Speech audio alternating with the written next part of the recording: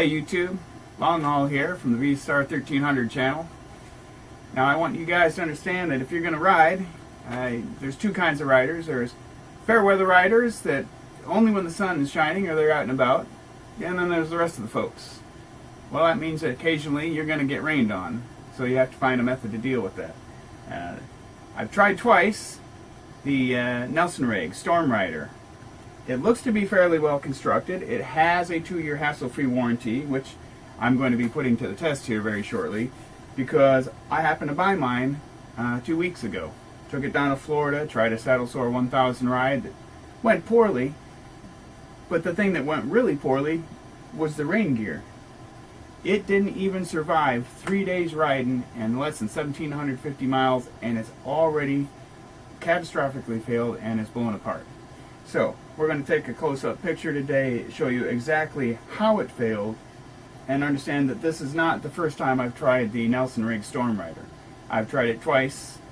It's had the same result both times. This one actually lasted a little bit longer. The first one, the pants destroyed themselves in less than 700 miles and had to be completely thrown away. I didn't have space to keep them for the ride because I had to replace them, and I was already fully loaded. So I didn't get a chance to apply the warranty there. But we'll see how that works out in the future.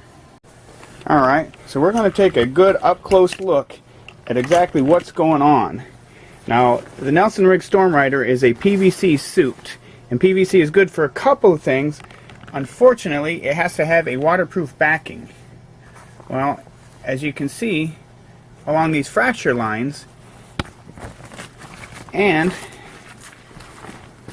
you can see here where it's every place where you see that kind of effect is a place where the wind buffeting got a hold of it.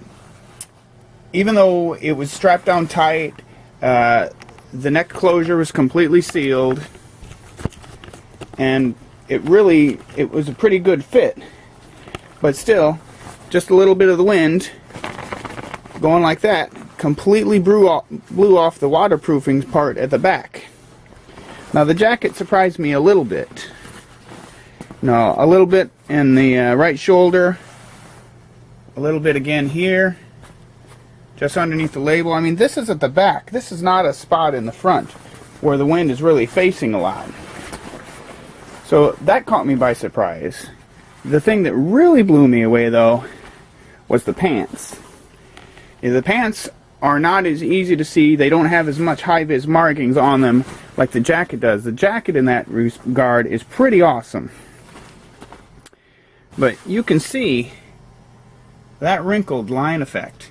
And every place you see one of those lines on the inside, you have no waterproofing at all. Now this is almost all the way up to the knee.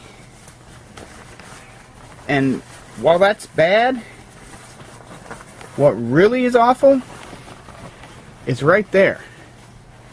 I mean, it buffeted to the point that it shredded it. I can actually stick my finger right through there. And what it looks like on the inside is the same way. Every place there's that wrinkle look, it is no longer waterproof. Like right there particularly, it's completely destroyed.